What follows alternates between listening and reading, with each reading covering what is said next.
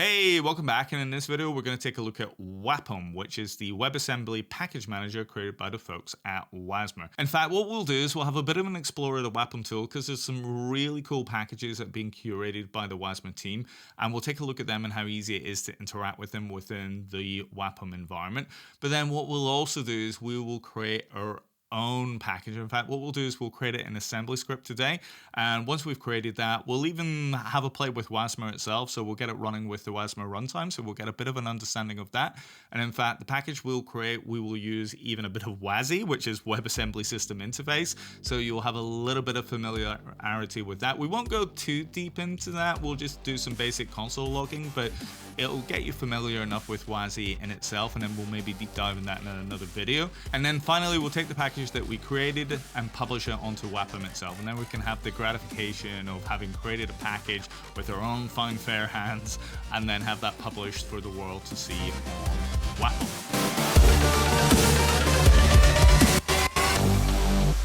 Okay, first things first, let's actually open up the wapm website, which is on wapm, wapm.toml. And you can see it's a pretty clean site. It actually gives you two options. One is getting started, and the second is explore packages. We'll do a bit of an exploration first, and then we will use the getting started to get it installed on our machine.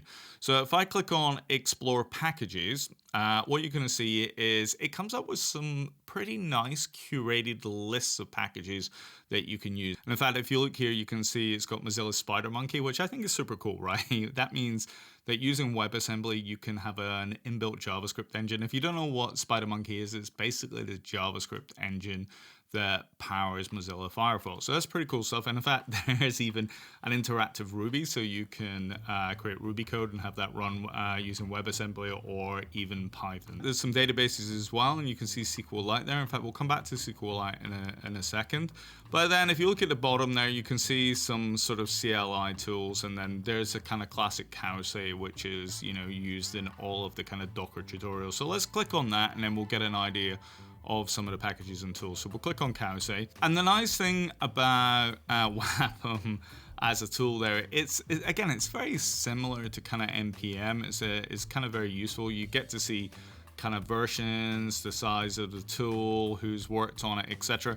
But I think that some of the things that are really nice on that is it's got a little bit of playground type stuff there. So you can see there, it tells you how to install things. You know, if you run wapm install cowsay, and then it gives you an example, wapm run cowsay, and then it'll do that. So actually, let's test that out. So if I just click on here, and this is quite sweet, right?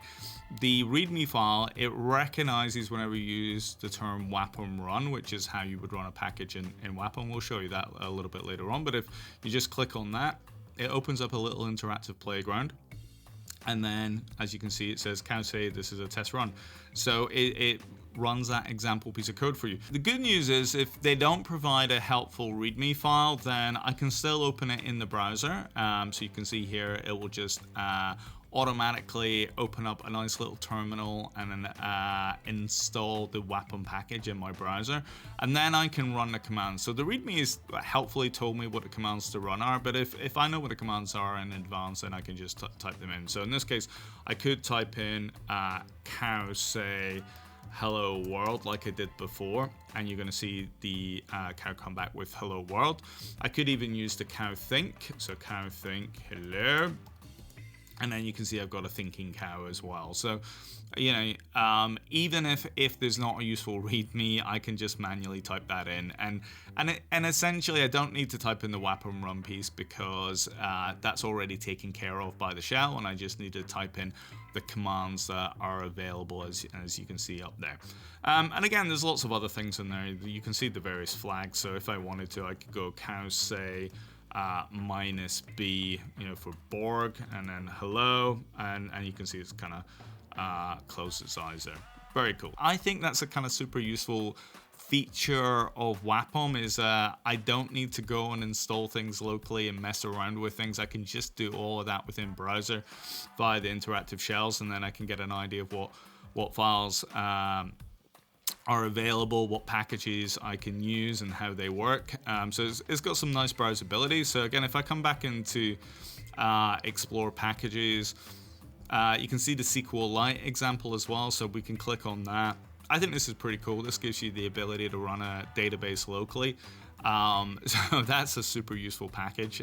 So if you're building some WebAssembly and you want to store some data in a database, you can use that. So in fact, and you can kind of see that work as well. So you can see there's an example where create table, and what it's going to do is have a company table, and then you can insert some data in there, but which is essentially Paul Allen. So there's a bit of a Microsoft link here as well. But let's click on that. So if we run in Playground, you can see it's installed the SQLite package. And how that's worked, all that's really happened there is somebody has in advance taken SQLite, which was a C program in the first place, and then they've used the script tool to convert that to WebAssembly, and then they've taken that and published that up on WAPM, and I'm going to show you how you can do that a little bit later on. So you see in this case, it's ran that code, it's created that table company. So if I just do a select star from company, then what I should get is a list of all the rows in the database. So we'll just run that, and you can see it's came back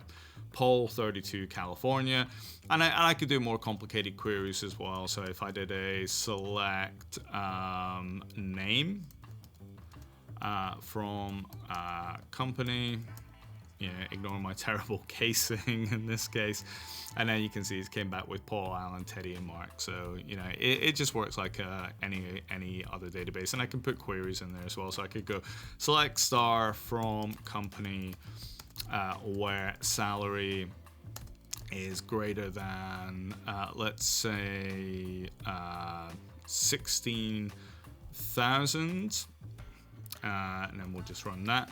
And you can see Paul, Teddy, and Mark have all got salaries greater than 16,000, but Alan doesn't. So there we go. Pretty cool. So if you want to be able to start using databases within your WebAssembly, you can do that. So okay. So we understand the WebAssembly Package Manager tool now. We've explored around WAPM. Let's get it installed on our local machine and see how useful that can be to us. Okay, so to do that, I'm just going to come back to the home page, and I'm going to click on the Get Started page there. It's quite useful. It gives you sort of installation instructions. So in this case, I'm running a Mac OS. In fact, I'm running the Apple Silicon M1, which is an ARM64 architecture. So I'm just going to copy that, and then we'll close that down, and then we'll go into my terminal. So as you can see, I'm in a new folder called Wapm Play, and it's a completely empty folder. So so let's clear that, and then what I'm going to do is I'm just going to install Wapm onto my local machine. So all I've done is copied the command from the website, and then you can kind of see there that it's actually pulling back the WASMER runtime. So it's not just installing Wapm, but it's installing the WASMER runtime as well. And so in fact, as part of the WASMER CLI becomes the Wapm CLI as well. So that's just something to be aware of, is that you're getting the WASMER runtime at the same time. They're not installed separately. So if I just run that, it'll take a second, and then you can see it'll do the download. So in my case, I've obviously already installed that. It asked me if I want to force the installation. I'm not going to force it in this particular case. That's fine. That's kind of fine from my perspective. Okay, if I want to see that it's installed, okay, I can just type in Wapm, and it should come back with a bunch of commands, which it has. And then if I obviously want to check something like the version, then I can do that as well. So to get the version, all I need to do is just type in Wapm minus version, and then you can see there it's come back that I'm running 0.54. So that's nice and handy. Let's clear that. And if I want to as well, I can also see that WASMER is installed. So if I do the same thing, do WASMER -- minus version, you can see I've got WASMER version 2.2.1 installed as well. So that is me up and running. I've got Wapm and WASMER running on my local machine. So the nice thing about this though, and let's have a look at this. Remember, this is an empty folder at the moment.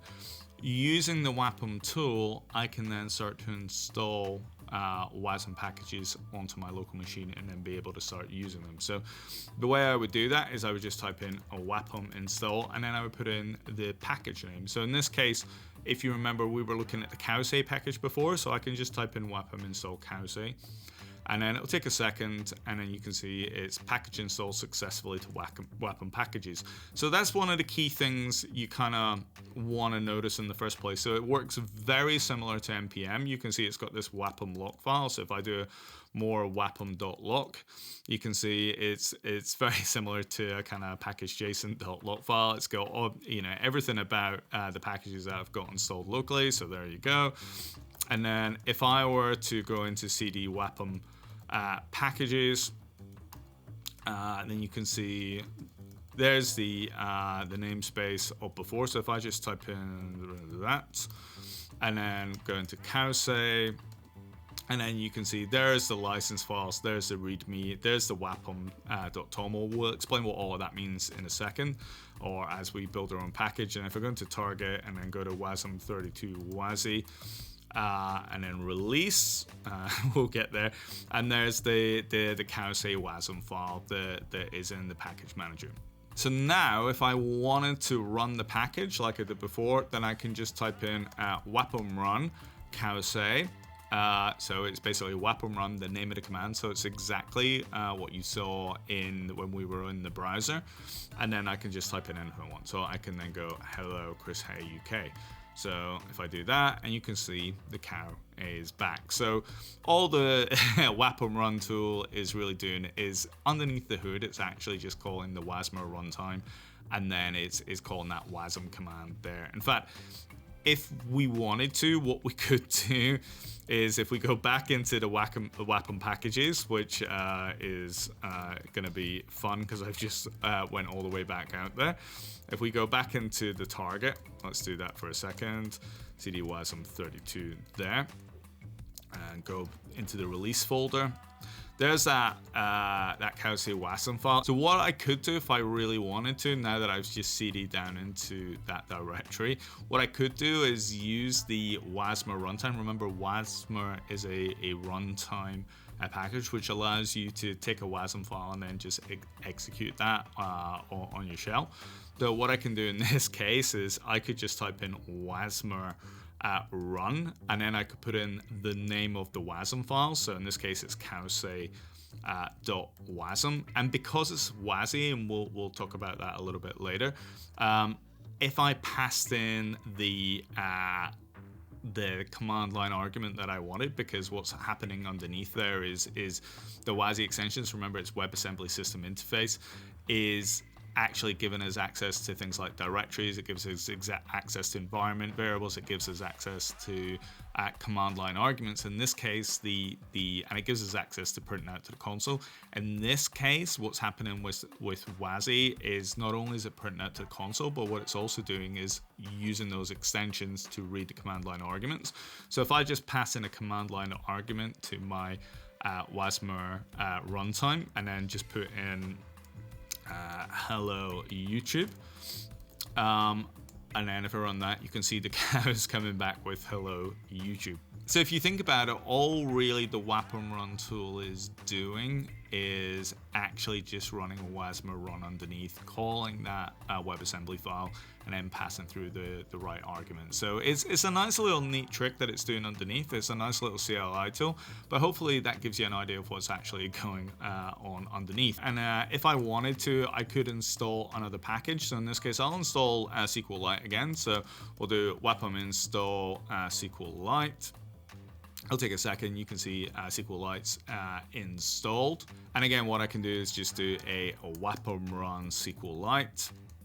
So if I wanted to, I could create a table like we did previously. In fact, what I'm going to do is let's just search for SQLite rather than you watching me sort of struggle around to remember commands. What I'm going to do is just copy in what we had before. So you can see in this case that will create a table.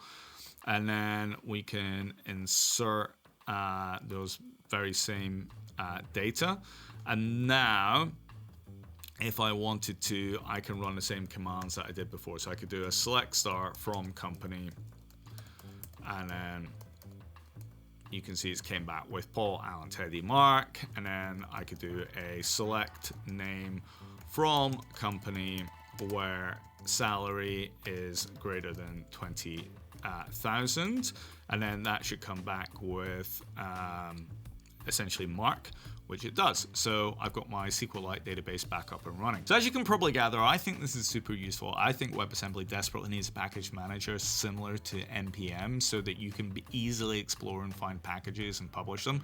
So I think it's a great job that WASMER team has done there. But I'm sure a few of you are thinking, well, I don't want to use WASMER as my runtime. I want to use wasmtime, or I want to use another runtime, and that's fine.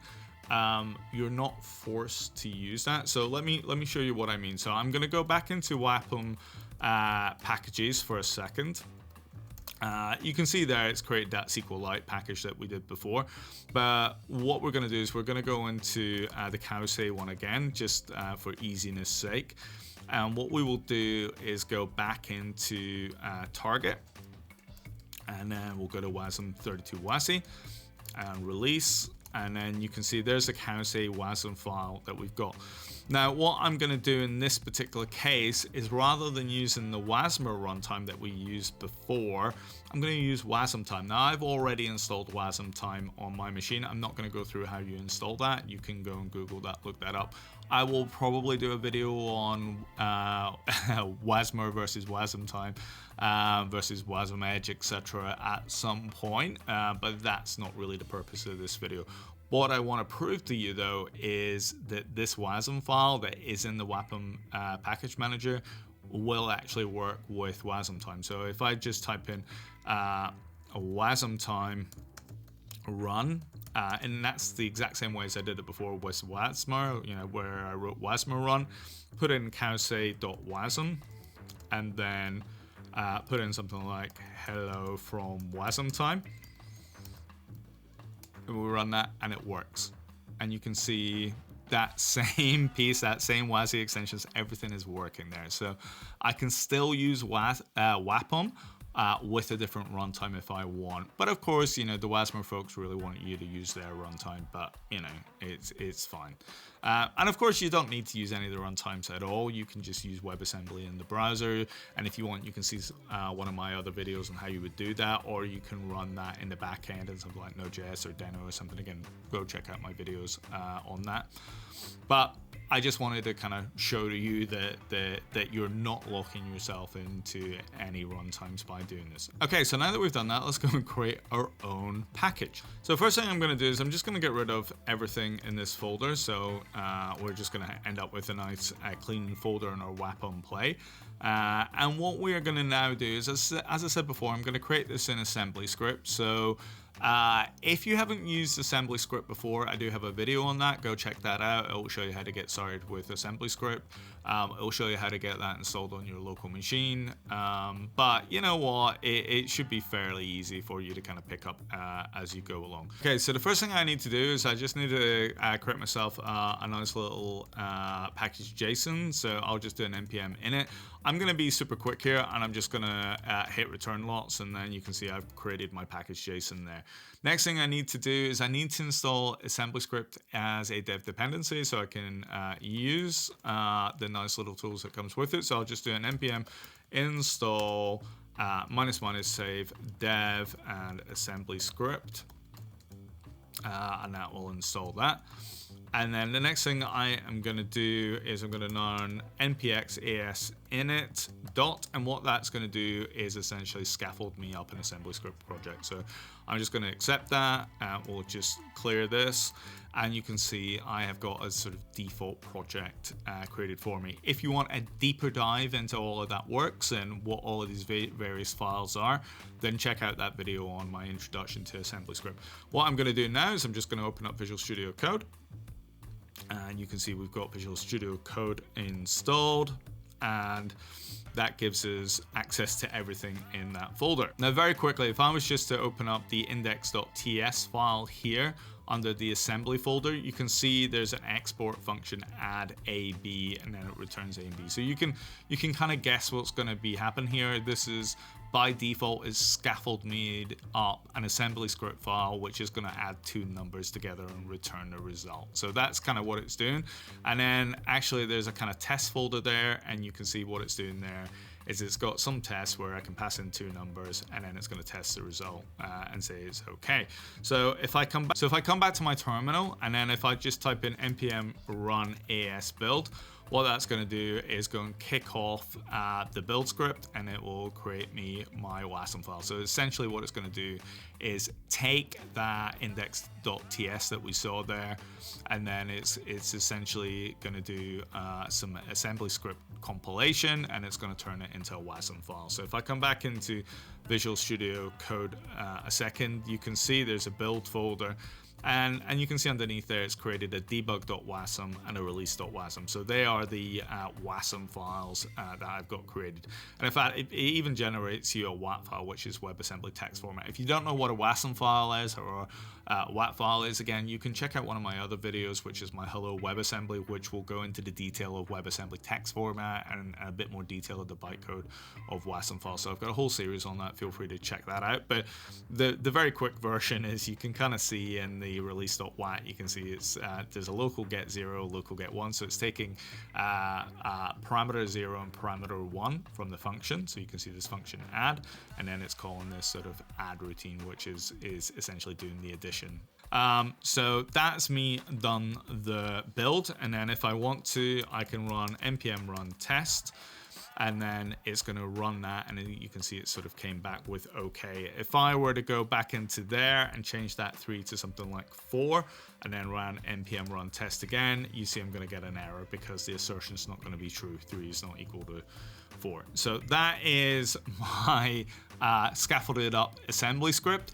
So what we're going to do now is modify that test file that we've created, and we're going to use things like WASI so that we can interact with the console, and then we're going to publish that up to wapm. So what we're going to do now is, in order to access the console, as I said before, by default, WebAssembly doesn't give you access to any system interfaces, so we need to use the WebAssembly System Interface specification to be able to interact with that. Now, it is something that is evolving over time, but AssemblyScript does have a package called as-wasi, and if we just bring up a browser and type in as-wasi and click on GitHub here, you can kind of see this is the AssemblyScript package that you can use to access WebAssembly stuff, and you can kind of see that you've got access to things like console, environment, and then of course there's file system, date, time, etc. So this is the way of interacting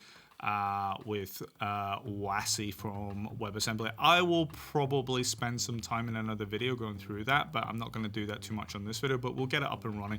And you can kind of see there's some cool projects that have actually used WASI to be able to provide this sort of I/O capabilities that you need. So you can see WASM Boy is one of them, which is a sort of Game Boy emulator, and then you can see there is some other things going on there.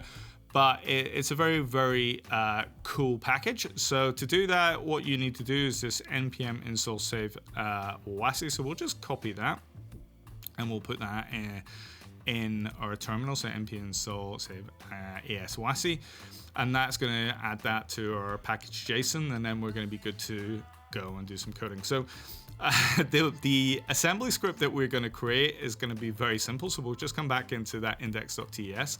I'm going to get rid of all of this, and what we're going to do is we're going to import WASI. Now, because we're accessing a console, that's actually by default part of the WASI namespace, so we don't need to access anything within as-wasi. This will just work out of the box. And then all I'm going to do, this is going to be the simplest code in the world. I'm just going to do console.log, and we'll just do a kind of hello world. In fact, let's do a hello from Chris Hay UK. Yeah. And literally that is all our code is going to be. So all I need to do now is, let's just clear that. I can do a npm run as build as I did before. That will then assemble my my assembly script into a WASM file. And if I wanted to, I can just do a WASMER run build release.wasm. So if I come back to VS Code for a second, As I said before, the debug WASM and the release WASM is actually compiled into here. So if I was just to run WASMER run build release.wasm, remember I said WASM is a WASMER is a WebAssembly runtime, so that allows me to take a WASM file that I've built and then just execute it, so I don't need to create any hosts or anything like that. It can act as the runtime. So if I just run that for a second, you can see it comes back with hello from Chris Hay UK. So it's using the as-wasi, the WASI extensions to be able to access the console, and you get that hello from Chris Hay UK. And again, same as before, if I do wasmtime as a runtime and do the wasm build release.wasm, you're going to see that works as well. So that's pretty cool stuff. It's independent of any individual runtime. So now what I want to be able to do is publish that package. So if we just come back onto wapm.io for a second. So if I type in wapm.io, what you will see is I've already got a package. I've already logged in. You can see I'm signed in as Chris Hay UK. So I've already got an account on wapm.io. But if I just bring up a private window for a second and we go to wapm.io, and then if you look there, there's a sort of sign up button. You can sign up with your GitHub account or sign up with Google or sign up with an email. So it's fairly easy to do a sign up, so you can just kind of go ahead and do that. So to package that, what we're going to have to do is, if you remember before, there was a manifest file, a TOML file that was using. So what we can do is if we run wapm init, then that will go and create that for us. And then it's a little scaffolding routine to create that wapm.toml. And then you can just, it'll ask you a bunch of questions. So you can see package name, it's defaulted to hello wasi, assembly script. So I'm gonna keep that, but I want it to be under my Chris Hay UK namespace, so I'll just do that. I think I'm gonna be version 0.01 in this case. We can put any old description, hello world from Chris Hay UK. So we'll just type that in. Repository, you just put in your GitHub repo. The license, you can put ISE, MIT, or whatever. And then it's going to want to know the source for your module. Again, I'm going to return through that, but it's going to be in the build release one, and then we'll just sort of copy that in. So we'll say, yeah, that's okay, but we'll probably just overwrite some of that in a second. So if I go back into Visual Studio Code, what you can see is that has scaffolded me up this wapm.toml file there, which is fine. So I've got that Chris Hay UK hello wasi assembly script. It's got a version, hello world from Chris Hay UK. I'm going to add in a few other things in this particular case. So I will put in a readme. We will create that in a second. So readme is going to be equal to readme .md. That's fine. I'm going to make an MIT license. If I wanted to, as I said, it asks for the repository on the link. I could just add something in there. So if I put in https github.com/Chris Hay UK, and then I could put hello wasi assembly script. That I could add in there if I wanted to. I will probably publish that at some point, and that's fine. And then the next thing that's going to come in here is you can see you've got these modules. So module name equals entry.wasm. So that's fine. So in this case, if you remember the modules that I'm going to have, so the first module is going to be this module, which is currently called release.wasm in my build folder. So I want to give it a decent name. So in this particular case, what I'm going to do is I'm going to call it hello wasi assembly script. So it's probably quite a big name, but it doesn't really matter. The source in this case, so it wants to know where my source file is. So this case will be build release.wasm. Okay, so the next thing that I need to do is, because I'm using WASI, then I need to specify that I'm using WASI in the toml file. So we can just type in ABI equals WASI. Now, if you want to know how all of this kind of works for a second, you can go to wapm toml, and we can click on that. And then actually, if we click here on reference wapm, and we can scroll down a bit, and it gives you all of the descriptions of the toml file. So you can kind of see there, although I'm typing them out, you can have a look at that, and you can see license file, readme repository that we had before. You can see all the command stuff that we're going to go through. And then you see this ABI thing. So really what it's looking for is you've either got to say WASI and scripting or none. So in this particular case, because I've created with an assembly script and I'm using WASI because I'm doing a console.log, then I need to put in WASI here. So let's just come back to that. So I've got ABI equals WASI. The next thing that I need to do is, because I'm using WASI, to make that work with assembly script, I need to specify what interfaces I'm using. So in this particular case, I'm going to type in module.interfaces, but I need to say for WASI, I am using 0.1.0 unstable.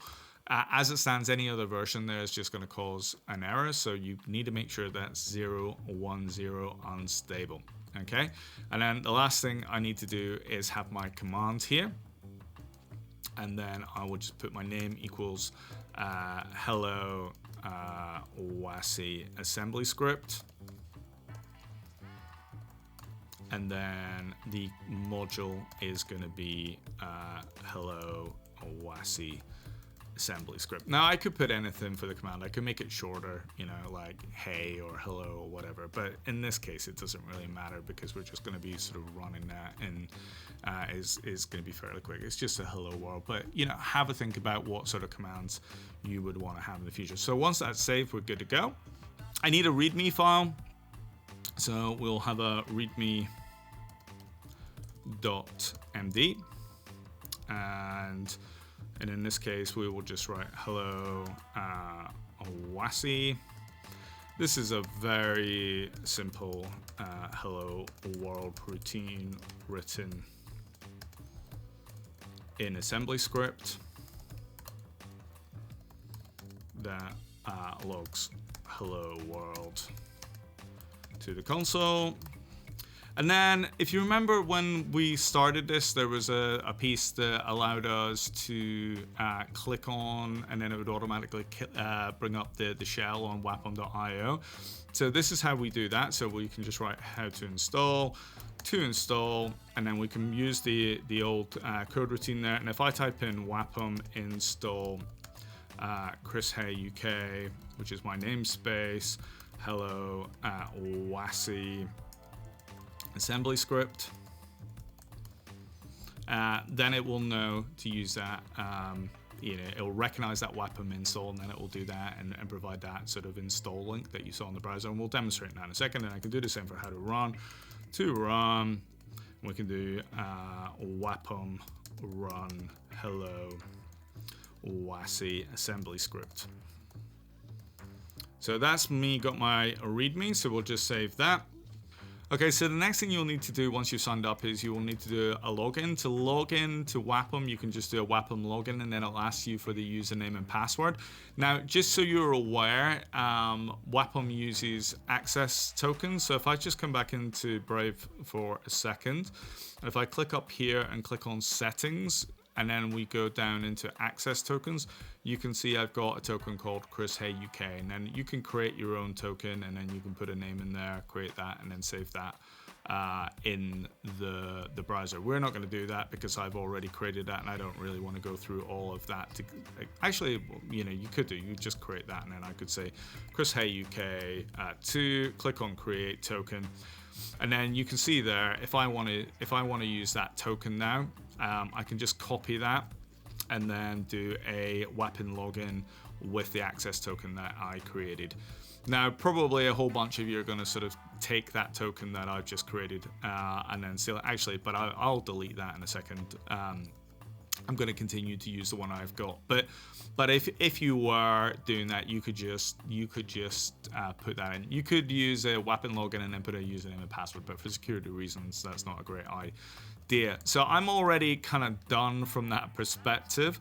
I am going to trash that token just because I don't want you sort of taking that and then publishing things into my repository. But that's how you would do that if you wanted to. So let's sort of minimize this. Now the next thing I need to do is just do a wapm publish, and that will take my package and publish it to wapm.io. Now that that's all set up, I'm signed up, I'm logged in, I've created my toml file, I've got my readmes. What I can now do is just publish that to wapm.io. So if I do that, all I need to do is type in wapm publish. And it'll take a few seconds, and as you can see, successfully published package, hello WASI assembly script 001. Now the cool thing here is if I were to go back into wapm for a second, let's go to wapm.io.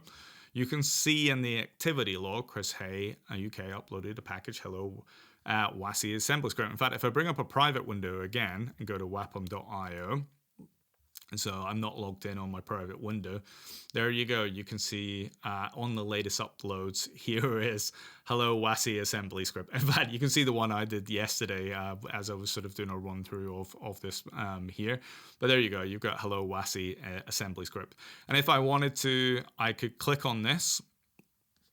It's saying unable to find a README for hello WASI assembly script. Okay, let's have a look at that. We can maybe fix that really quickly. So let's come back into my terminal, do an ls. There's no README now. I know I created a README, so let's go into Visual Studio Code. There is my I put my README in the build folder. So let's just drag that out, move that one up. So that is now in the top folder there. And this gives us a good opportunity to fix an issue, right? So if I want to publish something new like there, if I were to do a wapm publish again, you're going to see it says version 001 already exists. So what I'm going to have to do in this particular case, in order to make a change, is just up the version. So rather than it being 0.01, it becomes 0.02. So my README is now in the correct place. Let's do a wapm publish, and then it's published that. And if we come back into the browser, nice thing is you can see it's on the activity log, it's saying it's loaded the version. Let's come back here. Now we'll do a refresh. And there we go, our README is now working there. And the cool thing is you can then see that little run, you know. So if I were to click on that link there, it's going to do what it did with the cowsay, if you remember, and you can see it's automatically going to install that package. And in fact, if I want to run it, similar thing, I can just click on the link here, and then you can see it says hello from Chris Hay UK. So it's done the package install and then it automatically runs. So that's, I think that's a really neat feature of this, is that you can do this. There's a few other things here. You can see it's got the version, when it last done the update. You can see it's a tiny file, 3.49K. You know, I love assembly script and I love WebAssembly. Being able to create such tiny scripts there. And then I can look at here the versions. You can see it's the latest version 002 and then 001. So there we go. That is that's up and running. If I wanted to, I could go up a level, and we could do the same thing there. So let's create a new folder called test. We'll cd into test, and then I can do exactly what I did before. And if I want to install it on my machine, so this is an empty folder, and I can just do a wapm install Chris Hay UK hello WASI assembly script, and then it's going to install that onto my local machine there, and then I can do a wapm run, and then I think it was hello WASI assembly script was the command, and if I run that, you can see it says hello from Chris Hay UK. So therefore that runs in the same way as any other package. So that is wapm. I think it's super useful. I think it's great for the ecosystem. WebAssembly desperately needs a package manager. It's a really neat system. It's easy to use, easy to work with. It's got some really neat utilities like the ability to run within browser, the package shells, the way it works with readmes, etc. The fact that it doesn't even tie you to WASMER, I think, is pretty cool as well. So I think it's great. There are things that they will definitely need to do in the future. So things like the sort of things NPM has, right? The ability to do security scans and all that and see vulnerabilities. I think that sort of functionality is going to be super valuable in the future. But anyway, I hope this was useful. We've been through wapm, we've explored it, we published the package, we did it in AssemblyScript. I'll probably do another video at some point so you can see how to do it with Rust. I introduced you a little bit to WASI, so you can start to interact with system interfaces. So in this case, it was console, but of course you can do file systems, and you can even do networking, etc. And I'll show you how to do that in a future video. Anyway, I hope that video was useful, and I'll catch you next time around.